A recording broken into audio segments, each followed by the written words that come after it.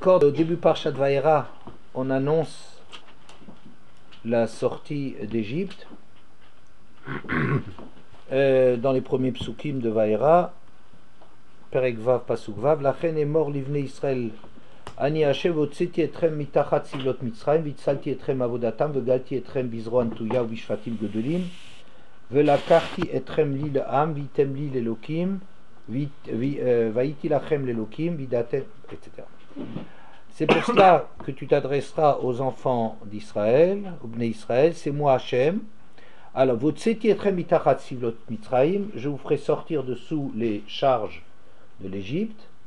Veitzalti etrem me'avodatam, je vous sauverai de leur asservissement. Vegalti etrem bizroan tuya vishvatim gedolim, et je vous sauverai, réhabiliterai par un bras étendu et de grands jugements.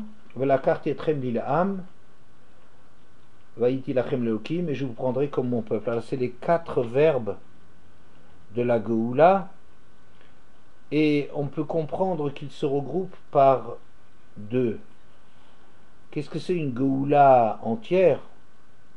C'est d'abord les 2 premiers termes. Quel est le programme de la sire? Votziti etrem mitachat sivlot Mitzrayim, vitzalti etrem me'avodatam. Il y a 2 étapes à franchir. Une qui s'appelle de les sauver physiquement. Votzeti etrem mitachat sivlot Mitzrayim. Sivlot, c'est la charge. Il y a des corvées, il y a une charge physique énorme en Égypte, et Hachem va en sauver les Bnei Israël. Ensuite, il y a quelque chose de plus sournois qui est vitzalti etrem me'avodatam. Je vous sauverai, c'est pas une redite de dire et je vous sauverai de leur asservissement, sinon c'est une redite de les sauver de sous la charge de l'Égypte. Donc je propose de dire que on reste encore esclave lorsque on est soumis à la mentalité et à l'idéologie dominante. Donc ça c'est la avodatam. La avdout qu'on a, c'est plus maintenant la avdout physique, c'est une dépendance psychique, disons, des valeurs égyptiennes. On continue à reconnaître les valeurs, même si on n'est plus physiquement asservi, mais on est encore soumis à leur façon de voir. Ça c'est vitzalti etrem me'avodatam, déjà plus difficile à atteindre.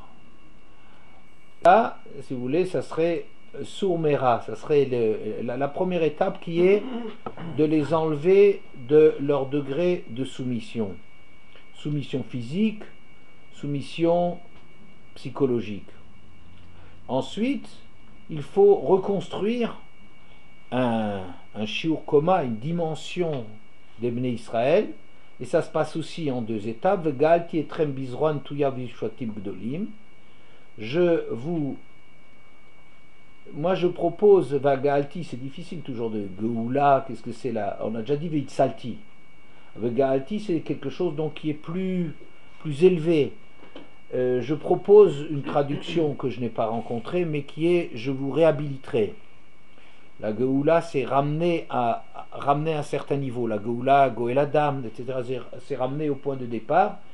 Je vous réhabiliterai par un bras étendu et par de grands jugements, c'est-à-dire que il s'agit non seulement d'échapper à l'esclavage, les 2 premières phases, mais de reconstruire la personne des Bnei Israël d'abord en les rendant à eux-mêmes, en leur envoyant une bonne image d'eux-mêmes, et cela, ça se fera par les moyens employés, Shfatim Gdim Zroan Tuya, c'est-à-dire par l'emploi de moyens prodigieux de la part d'Hachem qui montre l'intérêt qu'il a pour sauver les Bnei Israël.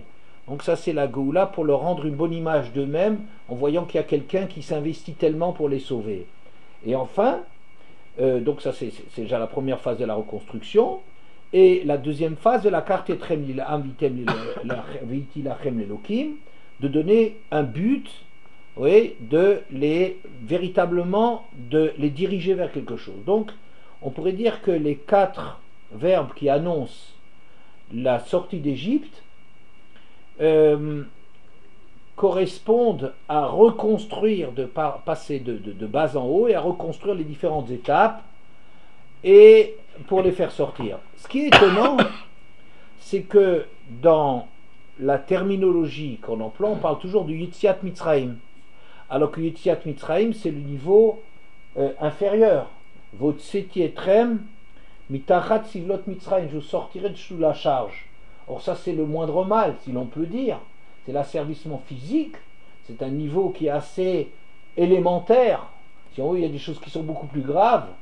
Dans la démolition de la dimension de l'hébreu, c'est d'être déjà soumis aux valeurs, au monde égyptien, par Itzalti etrem avodatam. D'ailleurs, Hotseti Itzalti, c'est sûr que c'est déjà un verbe qui est beaucoup plus élevé, il s'agit déjà de sauver, c'est déjà quelque chose de plus fort que simplement de sortir quelqu'un de sa soumission physique. On aurait pu parler déjà de Hatsalat Mitzrayim. On aurait pu encore aller plus loin, appeler ça Geulat Mitzrayim. On aurait pu parler de Geulat Mitzrayim, c'est-à-dire quelque chose d'encore plus, une étape déjà de leur rendre déjà une image d'eux-mêmes, de les réhabiliter à leurs propres yeux par le fait de montrer tous les moyens qu'on met en œuvre, ils valent la peine. Quand quelqu'un est démoli, ben c'est une des étapes, c'est le grandir à ses propres yeux. On aurait déjà pu appeler ça Geulat Mitzrayim. On aurait dû l'appeler le Kichat Mitzrayim, c'est la quartier très milham, ou je ne sais pas, trouver un. Peut-être le Kichat n'aurait pas tellement rendu compte du fait que je vous ai pris pour moi. Donc c'est ça quand même la finalité de la sortie d'Égypte, c'est la fin du travail sur les Bnei Israël, et on peut s'étonner qu'on est resté à une appellation très élémentaire qui s'appelle seulement les sauver de l'asservissement physique. Et on peut très bien être asservi, avoir cessé d'être asservi physiquement, on reste encore toujours en manque par rapport à la Tzala, par rapport à la Geoula, par rapport à une finalité, la Kartil Binam. Ce qui est, déjà ça c'est une remarque que je fais, que je suis étonné que ce qu'on retient, c'est Yetziat Mitzrayim, alors qu'il y a beaucoup mieux, qu'il y a beaucoup plus que cela. Mais ce Yetziat Mitzrayim, en vérité, je pense qu'il est emprunté à la suite du Pasuk, Velakart etrem lilam vitim lachem elokim, vidatem ki ani Hashem elokechem hamotzi etrem mitachat sivlot Mitzrayim. Regardez ça, très bizarre ce verset. Et alors, vous vous rendrez compte que c'est moi, Hashem, votre Dieu, qui vous ai fait sortir de sous les charges de l'Égypte. Très étonnant, on revient au niveau 1. Puisque c'était votre Setietrem mitachat sivlot Mitzrayim, et quand j'aurai fait tout ça pour vous, vidatem, donc vous prendrez conscience, le verbe le yodéa, c'est quelque chose de fort, dit le Ramban, vous prendrez conscience, vous vous rendrez compte que je vous ai fait sortir, que c'est moi, Hachem, votre Dieu, qui vous fait sortir de sous l'esclavage de l'Égypte. C'est un peu... ça remet notre question. Je sais pourquoi maintenant on parle de Yetziat Mitzrayim, puisque c'est ici que le verset lui-même dit que c'est ça l'enjeu, de se rendre compte qu'il y a une sortie d'Égypte. Mais c'est le verset maintenant que j'interroge. Comment se fait-il qu'alors qu'il y a eu beaucoup mieux que Yetziat Mitzrayim, et maintenant on va dire, mais c'est ça qu'il faut savoir, qu'il y a une Yetziat Mitzrayim physique. Ouais. Et moi ça me rappelle, je ne sais pas si le parallèle est judicieux, ce que le Gaon de Vilna dit. Le Gaon de Vilna dit que bien qu'on parle de 4 niveaux de lecture de la Torah, Pardes, oui, Pshat, Remez, Drash et Sod, il y a des différents niveaux de lecture, mais en vérité, il faudrait toujours revenir sur le Pshat, il faudrait toujours revenir au Pshat et retrouver maintenant dans le Pshat les différentes dimensions. Aussi, le Pshat contient tout. On n'a pas conscience, quand on lit le Pshat, on croit que c'est quelque chose d'élémentaire, et on essaie d'élever le débat tout de suite en passant au Drash, et de trouver encore des rappels ou des échos à autre chose pour encore élever le débat, et le Sod, enfin, on construit comme ça, mais le Gaon dit que c'est finalement au niveau du Pshat qu'on devrait tout retrouver. On a l'impression que c'est quelque chose qui est sur le même modèle. ou une remarque, je trouve très judicieuse, du Shiurei Dat. Le Shiurei Dat dit que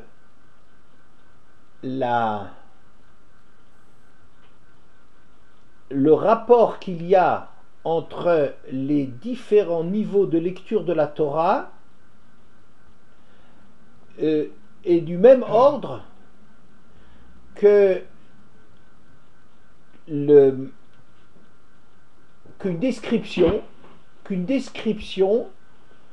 de... On décrit l'attitude de quelqu'un. Alors, en décrivant l'attitude de quelqu'un, de cette personne, ça c'est le pshat. On décrit cette attitude. Mais on se rend compte, quand on décrit l'attitude, tiens, il y a ici des choses qui clochent. Il y a ici il insiste sur tel verbe, il s'exprime d'une façon un peu, il y a des hiatus, il y a des reprises, il y a des oublis, il y a des... On se rend compte, au niveau de la lecture du pshat, une lecture bien faite, nous ramène au drash. C'est-à-dire pourquoi quelque chose qui paraît une histoire simple, pourquoi dans cette histoire simple il y a des ruptures ou des anomalies, des répétitions, des insistances, un mauvais emploi apparemment de tel et tel mot, et donc il est nécessaire on est sollicité, si on veut, de comprendre, de réfléchir plus avant le pshat, mais c'est toujours dans le pshat. Et puis alors donc c'est comme au niveau de l'attitude d'une personne, on pourrait au niveau d'une attitude d'une personne en parler au niveau du pshat, mais on peut aussi aller trouver l'inconscient et le subconscient, etc. Il y a des couches qui s'expriment à travers le pshat, mais le pshat en vérité est porteur de tout. Le pshat porte tout et support de toute cette histoire, et le pshat c'est ça l'histoire vraie, mais il s'agit après d'arriver à décoder le pshat, d'arriver à décrire dans la finesse ce à quoi on assiste, pour montrer qu'en vérité cette personne qui a un oubli, alors volontaire ou involontaire, quand c'est volontaire c'est facile à décrire, mais peut-être involontaire, alors ça nous envoie à des couches plus profondes d'inconscient, ou même plus, etc. Et donc c'est en vérité, en disant les choses comme ça, on se rendrait compte que le pshat est porteur de tous les niveaux de lecture. De cette façon-là, on pourrait comprendre qu'il y a une invitation dans le texte de la sortie d'Égypte, que Vidatem, Kiani Hashem, et alors vous prendrez conscience que c'est moi Hachem qui vous fait sortir de la charge de l'Égypte. Donc ce qui est a priori le degré le plus basique, le moins glorieux de la sortie d'Égypte, qui n'est qu'une sortie physique, et qu'on pourrait dire, bon ben passons à mieux que ça, après la sortie physique, il faut maintenant essayer que la personne, elle s'en sorte aussi de l'asservissement psychique, comme quand les Bnei Israël sortent d'Égypte, on dit qu'on ne peut pas les laisser affronter les Plishtim, parce que c'est encore des esclaves. Mais ils sont sauvés d'Égypte, en réalité c'est encore des esclaves, qui diront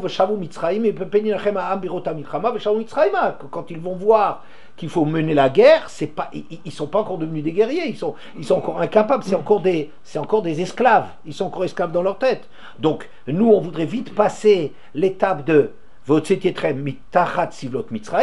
pour passer déjà une phase plus intéressante, qui est que ils s'en sont déjà sortis, qu'ils sont vraiment sortis d'Égypte. Mais après sortir d'Égypte, ça c'est la première phase en négatif, si vous voulez. Après ça, il faut encore reconstruire un être juif, et donc ça se passerait par les deux phases suivantes, le Gaal Tietrem et la Kartietrem Ilam. D'accord? Bon, alors donc il semblerait que le texte lui-même nous propose d'apprendre à lire dans le pshat, dans le niveau élémentaire de la sortie d'Égypte, tout ce qui s'est passé, de prendre conscience à ce moment-là, comme si un événement, on peut le vivre, mais on n'en comprend pas la véritable profondeur avant d'être revenu là-dessus, avant d'avoir réfléchi, avant que, ouais, comme si on pouvait prendre ça pour argent comptant la sortie d'Égypte, une gamarnou, et puis, hein, voilà. C'est, me semble-t-il, le pshat d'une Gemara dans Daftet, dans Brachot. Ce Daftet, Amoud Aleph et Bet, est très important concernant ce qui concerne la sortie d'Égypte. Daberna Beozneam, etc. C'est le texte, il nous dit adresse-toi au peuple pour leur demander de prendre les richesses de l'Égypte. Amré de Berabianai, Eina el alashon bakasha. Chez Rabbi Yanaï, on disait que na, qu'on traduit en général par s'il vous plaît, de grâce, on ne sait pas, c'est un langage de demande, de supplication. Amar la Kodesh Baruch Hu le Moshe, bevakasha mimcha, l'er vemor la Israël, bevakasha mikem, shalou mimitzraim kle kesef ou kle zav. Je t'en prie, Moshe, va chez les Bnei Israël, adresse-toi aux Bnei Israël et demande-leur s'ils veulent bien, bevakasha mikem, s'il vous plaît de vous, qu'ils aillent emprunter des Égyptiens les ustensiles d'or et d'argent, Shelo Yomar, au Tot Sadik, Vavadum veinu otam kiyem bahem, Vachechen yatsu bichush gadol lo kiyem bahem. Pour qu'Avram Avinu ne puisse pas se plaindre de la réalisation de la première partie du programme qui a été annoncé dans le Brit Ben Abtarim, qu'ils seront asservis, ils seront opprimés, ça a bien été réalisé, mais la promesse qui suivait Vacharkar Yetsu Bichush Gadol, et ensuite ils sortiront avec de grandes richesses, que cette partie n'a pas été réalisée. S'il te plaît, Moshe, je t'en prie, va demander au Bnei Israël, s'il vous plaît, je vous demande, s'il vous plaît, que allez emprunter d'Égypte toutes leurs richesses pour que Avraham Avinu ne puisse pas avoir une ta'ana, Avraham ou ce qui en reste, hein, c'est peut-être Avraham dans le ciel, ou ça n'a aucune importance maintenant, qu'on puisse pas dire à propos d'Avraham ou de ce qui a été projeté dans le Brit Ben, qui a été annoncé dans le Brit Ben Abtarim, Vavadum Veinu Otam, que la première partie a été réalisée, celle de l'asservissement et des souffrances, mais les richesses de la sortie n'ont pas été réalisées. Ouais. Je suis étonné quand j'ai lu cela, qu'Hachem il n'a pas l'habitude, je dirais, d'être poli. Oui, ça veut dire Hachem il dit, ben, c'est une mitzvah. Oui, quand on dit on te demande pas ton avis, on dit Tsav et Bnei Israël, va martalem. Tu leur dis comme ça, Daber et Bnei Israël, va martalem, etc. Ils devront faire. On n'a pas l'habitude qu'Hachem il passe par des circonvolutions du genre s'il te plaît, Moshe, si tu veux demander au Bnei Israël que deux fois s'il te plaît. Eina et la lachon bakasha, insister sur la bakasha qui est là-dedans, comme si Hachem est incapable, Kaviachol évidemment, est incapable d'aller ordonner, ben, prenez les richesses de l'Égypte. Vous voyez, c'est quelque chose d'assez difficile à comprendre que tout d'un coup Hachem doit prendre des gants pour leur demander de prendre les richesses. Alors, voilà. Alors, bon, je ne rentre pas dans la suite du texte, mais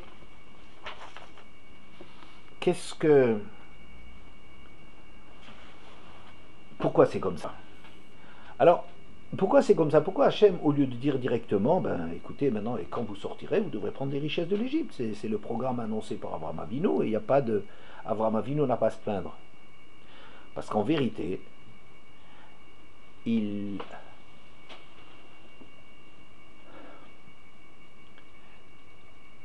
on peut faire tout ce qui est en notre pouvoir pour essayer d'éduquer les enfants.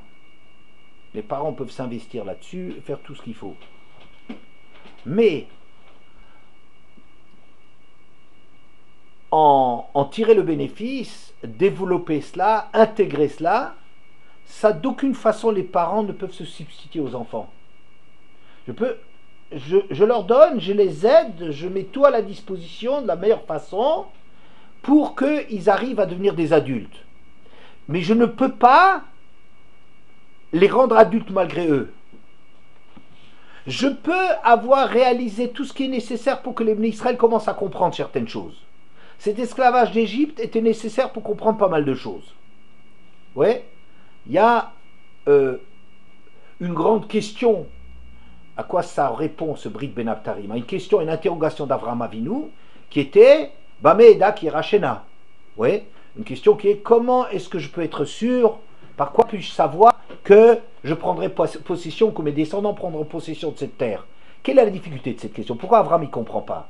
Parce qu'Avraham Avinu peut parfaitement comprendre et se réjouir à fond quand on lui annonce qu'en dépit de son âge, qu'en dépit de l'impossibilité et de l'âge de Sarah, ils auront un enfant, il en rit de contentement. Pourquoi? Parce que c'est facile comme tout, c'est rien du tout. Ça, c'est Akadosh Baruch Hu, il peut faire n'importe quoi, il n'y a aucune difficulté autre que le miracle. Ben, le miracle, c'est rien pour Akadosh Baruch Hu. Donc si Hachem lui annonce Sarah et toi, vous allez avoir un enfant, il rit de joie à l'annonce de cette nouvelle. Ça, c'est rien. Mais de dire vous hériterez de cette terre, ça c'est pas possible, parce que ça c'est pas un miracle. Ça, il faut arriver à dépasser les midotes, certains comportements d'Akadosh Baruch Hu qui est de mériter les choses. On peut pas mettre les gens, on peut pas ficher les Arabes dehors simplement parce que ça nous intéresse. Ça n'existe pas une chose pareille chez Akadosh Baruch Hu. On ne peut avoir des tanotes sur quelqu'un, on ne peut arriver à...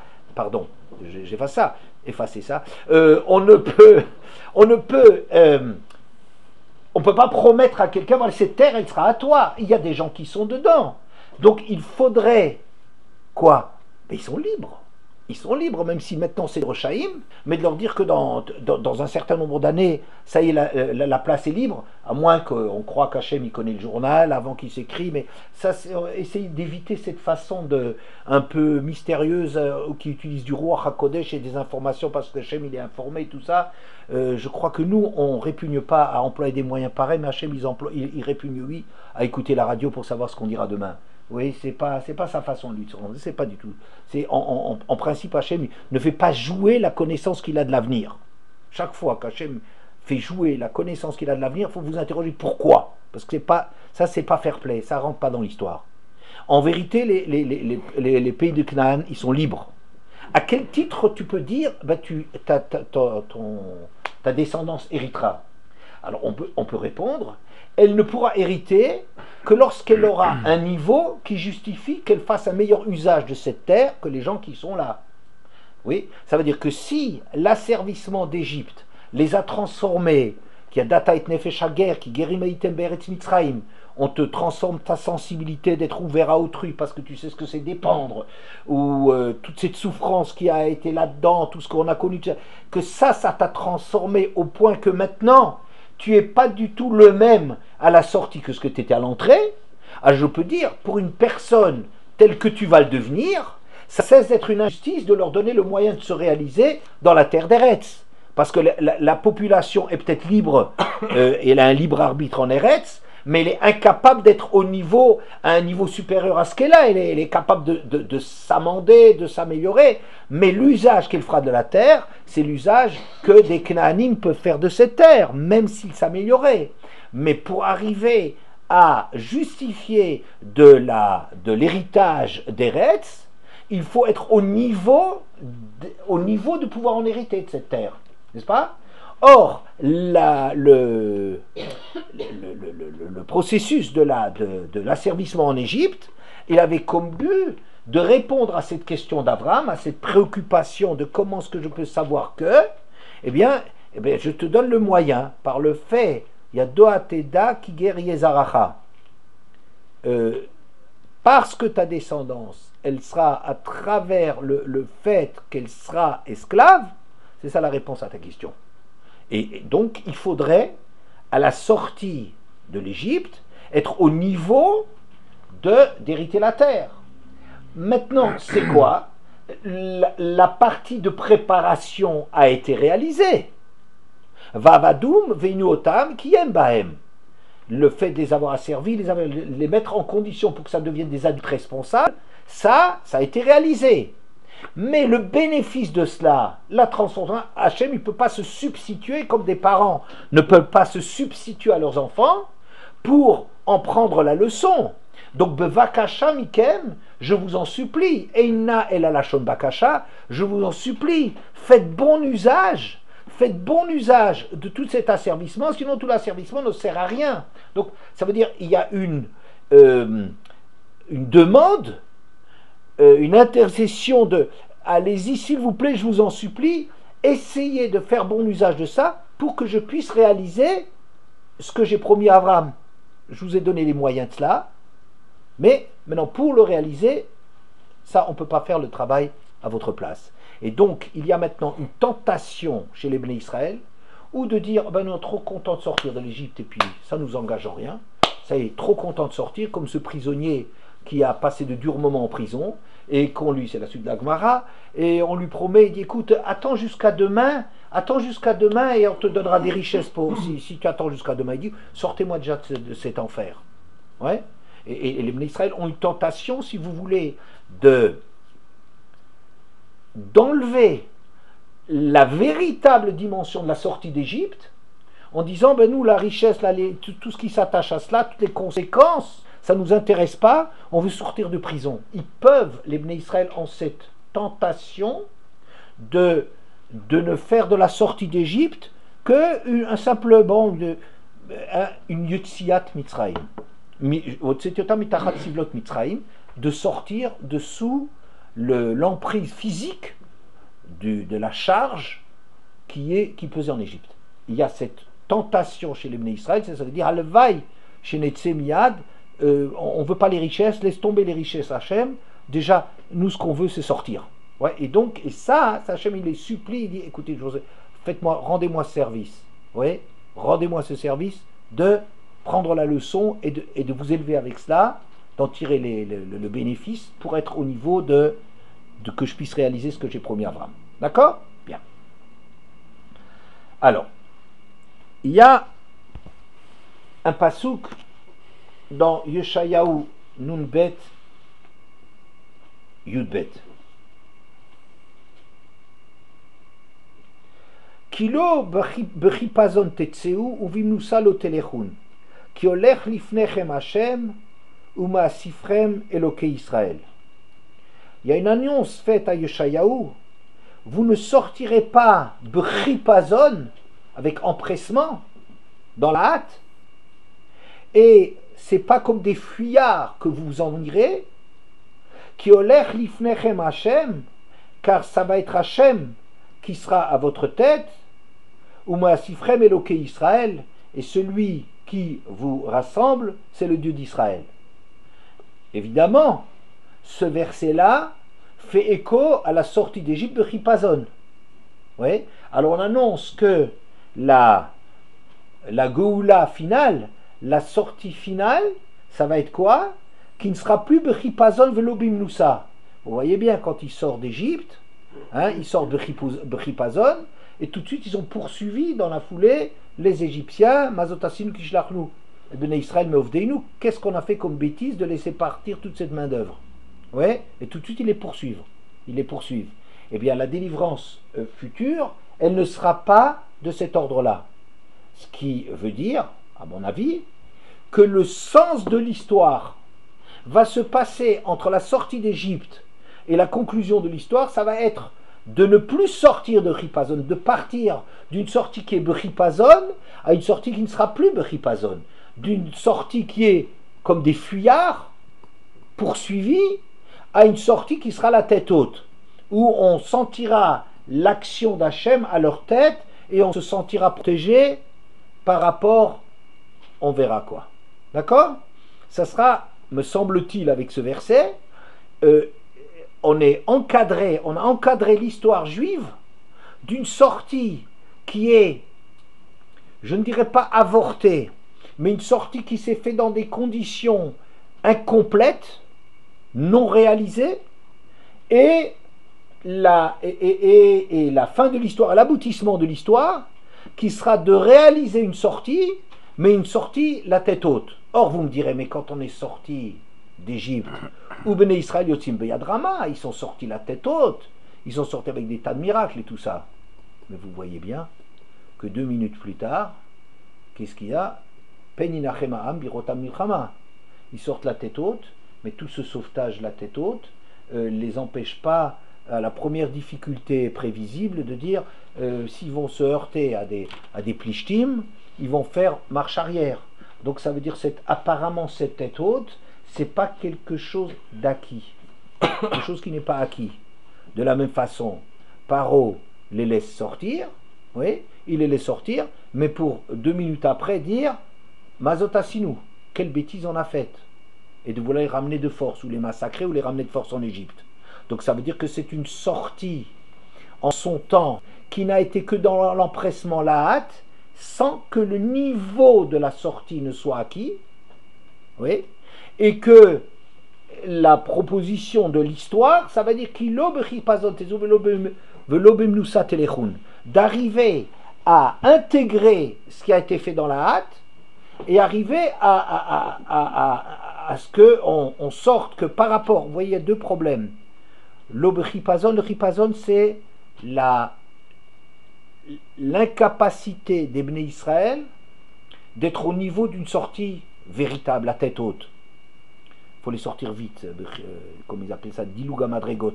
Il ne faut pas y regarder à trop près. Il ne faut pas regarder de trop près quelle est la valeur des Bnei Israël. En vérité, ils font encore Avodah Zara. Ils ne valent pas mieux que les Égyptiens, peut-être, enfin sur certains plans. Sur le plan des actes, au moins, ils ne sont pas mieux que les Égyptiens. Ça a l'air d'être quelque chose qui n'est pas mûr. C'est une sortie qui n'est pas mûre.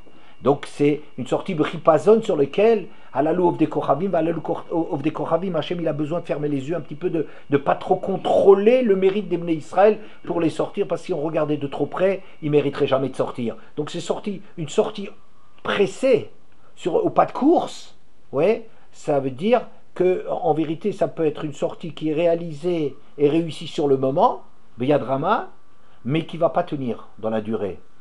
Et de la même façon, ça c'est par rapport à soi-même. Et le deuxième problème, c'est par rapport à l'extérieur.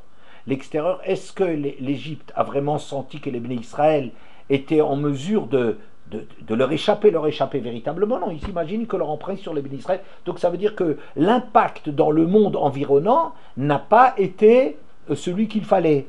Et c'est ça ce qui va être réalisé, ça la proposition de l'histoire, de passer de l'un à l'autre. Hein? Donc c'est ce que je propose de parler, si vous voulez, c'est que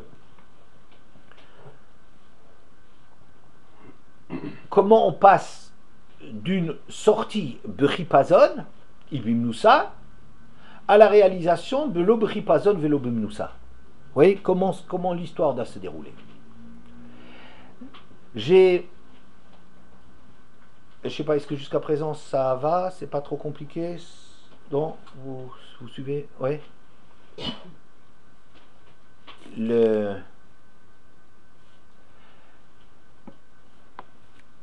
J'ai une fois trouvé dans la Haggadah de Gabriel Ben Zaken une réponse à une question sur laquelle je m'interrogeais depuis des siècles. Mais bon, ça fait déjà des siècles que j'ai trouvé cette réponse, mais enfin bon, je suis un vieux.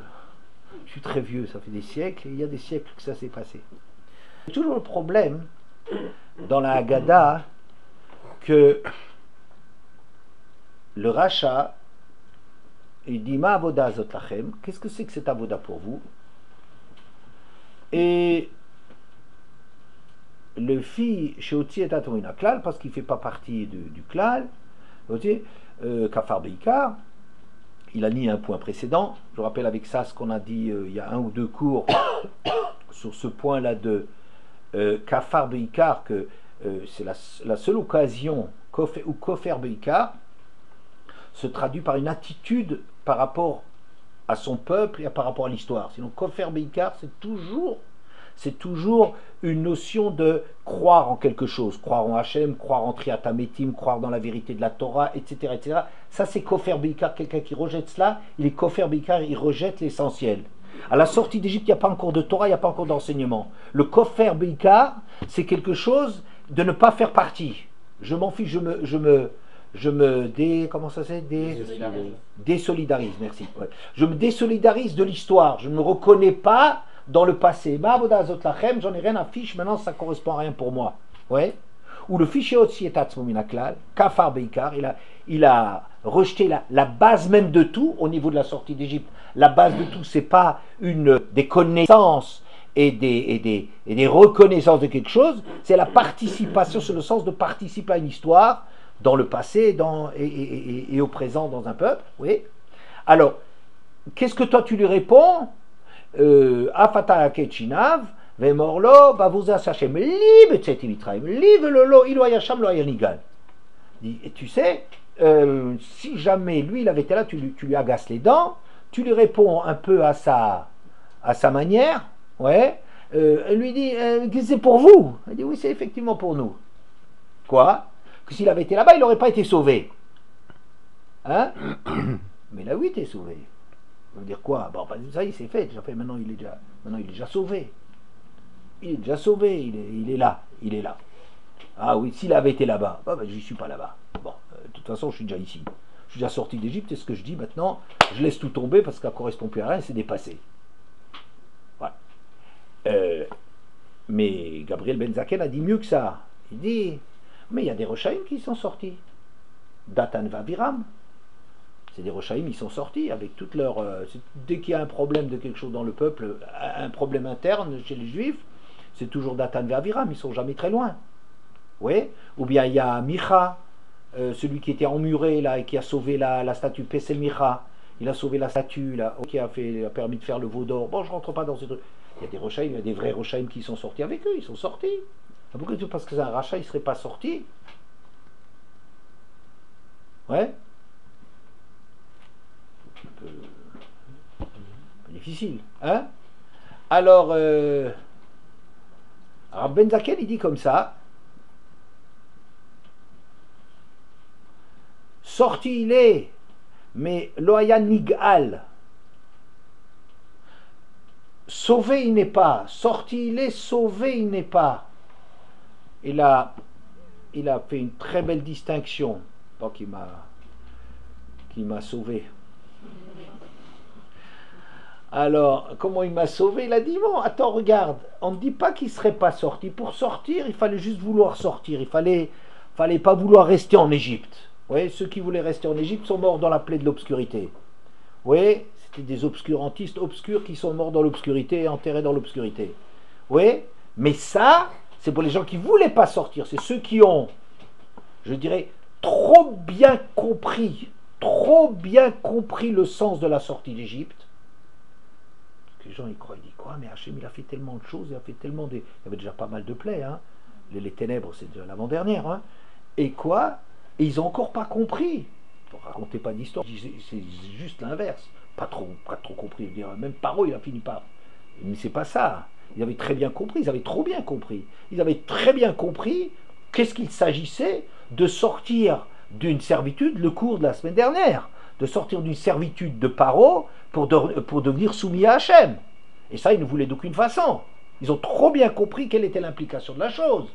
Ça, c'était ce que j'ai dit la semaine dernière, que dire maintenant à la sortie d'Égypte, on a deux prinotes, on a le choix entre deux choses, ou de vouloir retourner en Égypte, de se soumettre aux lois de la nature, avec la protection de la nature, mais Baruch Hachem, on n'a plus de préoccupations religieuses et spirituelles, on est libre.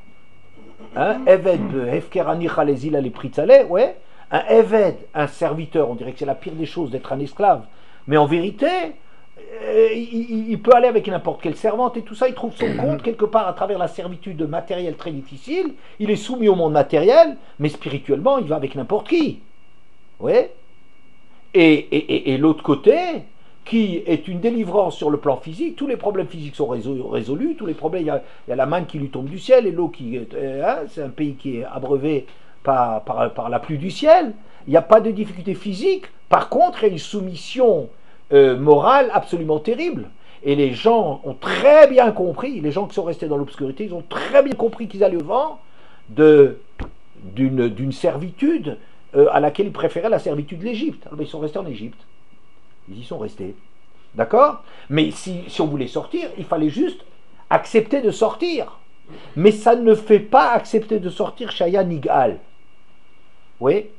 Alors, la Gemara, dans Brachot Tet Amud Aleph, présente une grande marloquette entre Rabbi Elazar ben Azaria et Rabbi Akiba, et Rabbi Eliezer et Rabbi Yoshua.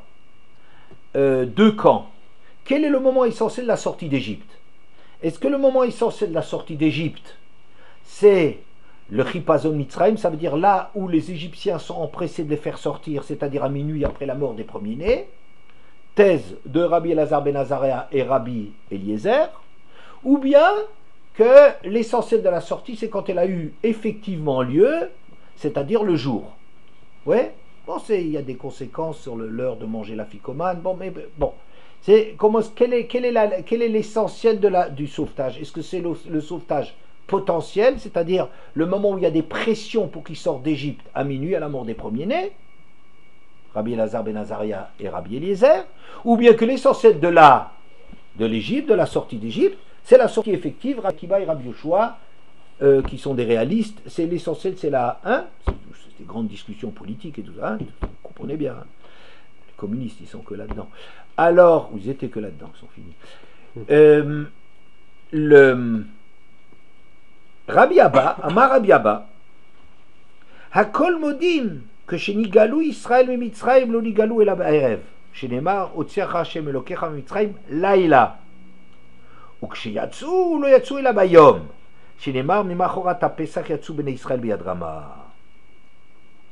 Alors, en vérité, il n'y a pas de discussion entre tous ces chachamim sur le déroulement des événements. Tout le monde est d'accord que la Geoula, alors vous voyez les termes qui apparaissent, la Geoula Kshini Galou, la Geoula, ce que j'ai dit, la réhabilitation, la grandeur, ouais, ça c'était quoi? Ça c'était la nuit. Comme c'est marqué, Hachem il t'a fait sortir la nuit. Qu'est-ce que ça veut dire, il t'a fait sortir? Ça veut dire, ça y est, à ce moment-là, c'est fini. À ce moment-là, c'est que ta volonté à toi de rester, s'il te plaît, rester jusqu'à demain matin. Mais les portes sont ouvertes. Les portes de la prison étaient ouvertes à ce moment-là. À ce moment-là, c'est ça la sortie. La sortie, c'est le moment où il n'y a plus rien qui te retient. Ouais. Et que chez Yatsu, et la sortie effective a lieu le jour. Donc la discussion, elle est de savoir quel est le point essentiel. Est-ce que c'est le potentiel? Est-ce que c'est le réel? Bon, là-dessus, on peut broder. Là-dessus, ça n'a pas... C'est pas... Donc on voit l'apparition de termes qui sont différents. L'un qui parle de la Yotsia, tout le monde est égal. La Yotsia effective, c'est le jour, alors que la Geoula, c'est la nuit. Alors quelle est la différence entre Yotsia et Geoula? Une chose qui se déroule de jour, c'est quelque chose d'objectif. Bien Israël Yotzim Beyadrama devant tout le monde, au vu et au su de tout le monde. Une sortie comme ça effective. Quoi. Hachem, il nous a choisis, ça veut dire quoi? Ben, c'est les Bnei Israël sont sortis avec tout le tremblement, avec les hommes, femmes, enfants, troupeaux et tout ce que vous voulez, toutes les richesses et tout, ils sont sortis de jour. Oui. La Geoula, c'est quelque chose de beaucoup plus intime. La Geoula, elle touche quelque chose, c'est une sortie, mais beaucoup plus psychologique. C'est pas une sortie effective, c'est le fait qu'il s'est passé quelque chose de bouleversant, qu'on n'est pas en mesure d'accepter facilement, de dire que Hachem nous a choisis, il nous a sauvés. Les premiers-nés hébreux sont sauvés, mais c'est les mêmes que les Égyptiens. À la louve des Kochavim, à la louve des Kochavim. Ils n'ont plus fait la Mila, ils étaient idolâtres, ils avaient les mêmes valeurs, ils étaient à peu près identiques, les Égyptiens et les Hébreux, et les uns tu les as sauvés, et les autres ils sont morts. Ça, c'est quelque chose d'extrêmement difficile à assumer, que Hachem, il me choisit. Comme on dit dans Aleinu le Shabéa. Shelo asanu kuguyaratzot, lo samanu kumishpechot ha'adama, vanachnu korim mishtachavim odim liflam. Et nous, au korim, ça veut dire s'agenouiller, ou mishtachavim. Alors, Rav Shimshon Raphaël Hirsch dit, mishtachavim, c'est le pichut yadayim vraglaim. C'est complètement à plat. C'est avec les mains et les pieds. C'est pas seulement le corps, c'est les mains et les pieds annulés. On est annulé devant Ishtachavod, de se prosterner devant quelque chose. C'est pas juste baisser la tête, courber la tête. C'est pas un truc de salut. C'est pas un salut et une reconnaissance. C'est l'annulation. Pourquoi? De dire que tu nous as choisis, c'est l'osam chelkenu, tu n'as pas rendu notre sort pareil à celui des nations.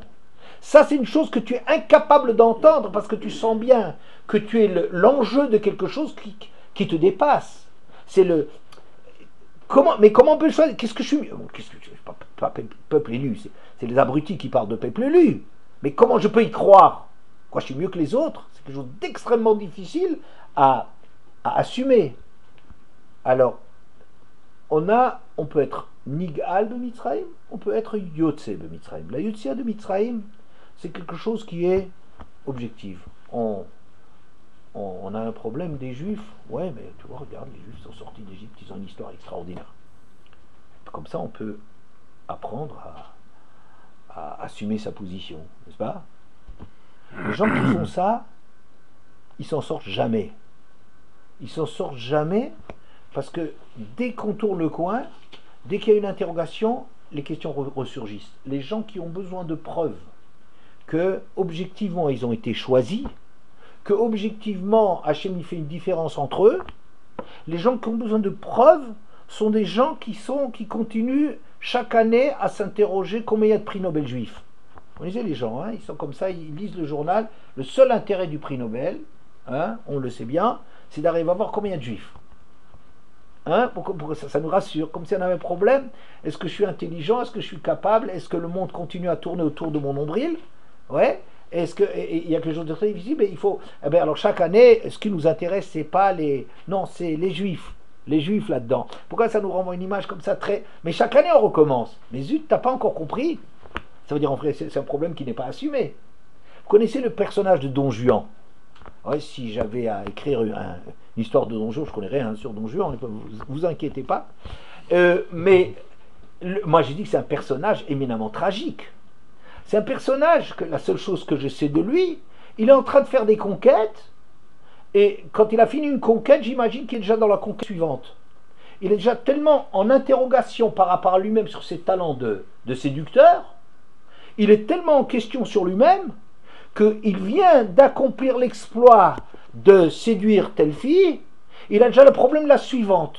Vous savez, il a un problème, il entretient un complexe infini sur lui-même, et auquel on peut répondre seulement Bechipazon, on répond à la Makom, je suis arrivé, Baruch Hashem, je suis arrivé, enfin Baruch Hashem, je suis arrivé, ouais, mais le problème dit, oui, mais ça j'y arrive pas, mais ça je plais pas. C'est un être, je trouve, très... Je le plains quelque part. Ou on peut le traiter de ridicule. Il n'est pas ridicule. Moi, je pense que c'est le problème du juif qui se précipite, qui a toujours besoin d'être assuré et réassuré et encore assuré. Parce que si tu as besoin d'être assuré par des preuves objectives, jamais tu résous ton problème. Parce que tu as à peine tourné la page. Alors, comment tu es sorti d'Égypte? Tu es sorti le jour. Ça veut dire quoi? Tu es sorti dans un moment où cette sortie d'Égypte est une preuve extraordinaire. Tu es Yotse Biyadrama, mais ça ne veut rien dire. 5 minutes après, tu es de nouveau en interrogation, tu es incapable, tu ne t'es pas hissé à la hauteur de la signification de la chose. Ou bien, tu peux être Nigal. Nigal, ça veut dire quelqu'un qui se mesure à ce problème-là de quelle est sa place, et qui arrive à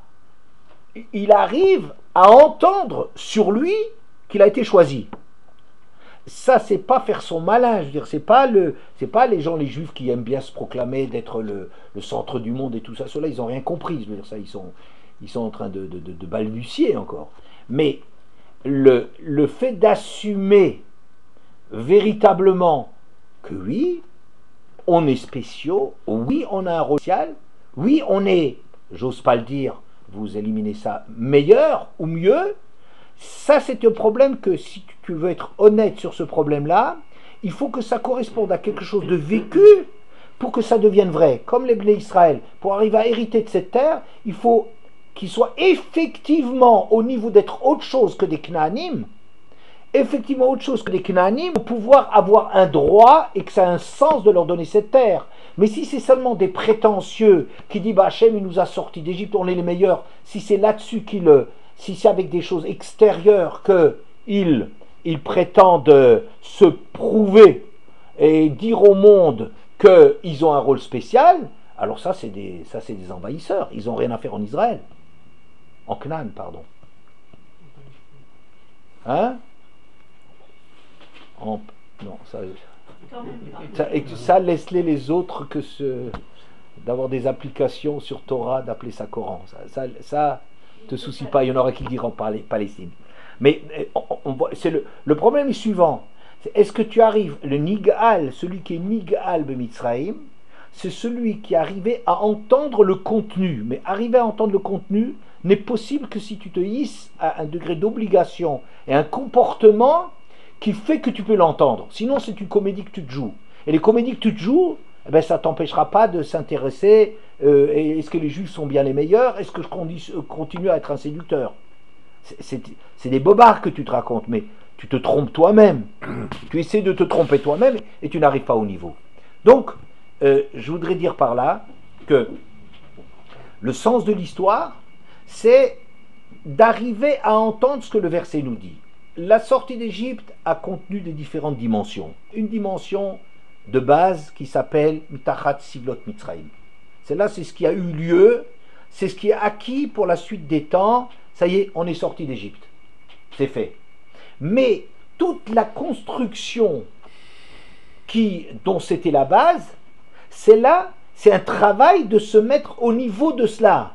Il faut arriver après à prendre ses distances par rapport à cette culture. Il faut arriver à avoir confiance en une dimension qu'on possède nous-mêmes, et il faut arriver à réaliser cela, à justifier cela par le Kartem Lil'am. Et c'est ça donc la proposition que toute l'histoire du monde, elle va être d'entendre de Kilo Bemnoussa, de ne plus sortir comme des fuyards et comme des gens qui n'ont pas assumé les choses, de sorte à ce qu'on soit capable d'entendre Idaten Kiani Hashem, d'entendre la dimension véritable de ce que ça veut dire la sortie d'Égypte. Voilà. Ça veut dire quoi, de passer de Ripazon à Paripazon? Ça veut dire que maintenant, c'est une chose qui est acquise. Tu es au niveau de sortir. C'est ça ce que ça veut dire. Une chose que tu dois faire de Ripazon, ça veut dire que tu n'es pas au niveau de la chose. C'est ce qu'appelle c'est quelque chose qui n'est pas au niveau de faire. Tu ne peux pas contenir, tu peux pas continuer. Ça tient pas la route. C'est un truc qui tient à l'intérieur de toi, à l'extérieur de toi. C'est pas un truc qui tient la route. Paripazon, c'est-à-dire de sortir de bon droit. Comme tu dirais, par exemple, de répondre à Avraham Avinu, ben, ta descendance, elle, si tu te mets au niveau d'être Nigal de Mitzrayim, si tu te mets au niveau de devenir le peuple d'Hachem, alors tu assumes ce que tu dois emporter d'Égypte. Alors à ce niveau-là, eh ben, tu sors la tête haute. Tu as une réponse, tu ne t'interroges plus, tu n'as plus de quoi t'interroger, tu n'es pas en besoin, en manque. Quoi. C'est pour ça qu'on parle de Geoula Shemit et pas Yetzi Hashemit. Je ne sais pas, oui. Bah, Oui, non, mais je ne connais pas le terme technique de Yetzi Hashemit ou Geoula Shemit. Hein? Dans le Moussaf. Harit Kirishit. Oui, est-ce qu'il y a Geoula, pas de Yetzi. Geoula Harana, on parle toujours. Oui, on parle toujours de Geoula. On parle toujours de ça, c'est sûr. Il n'y aura pas de Yetzia objective, mais ce sera une maturation. Yetzia a eu lieu. Yetzia, il n'y a plus rien, il n'y a plus besoin de Yetzia. Seulement d'arriver à prendre la mesure de ce que ça veut dire. C'est ça, Vidatem, prendre conscience en se hissant à ce niveau-là. Oui. Qu'est-ce que vous voulez demander? On ne dit pas Vidatem qui est Hamotzi Etrem. Si l'autre Israël, mais pourquoi on ne dit pas à Igal? Parce que c'est ça, c'est ce que j'ai dit au début. C'est ce que je veux dire que c'est ça entendre la véritable portée de l'éducation de tes parents. Tes parents ils t'ont élevé. Hachem il nous a mis en Égypte. Entendre la signification de cela, c'est de ça qu'il s'agit. Qu'est-ce qu'il y avait là derrière?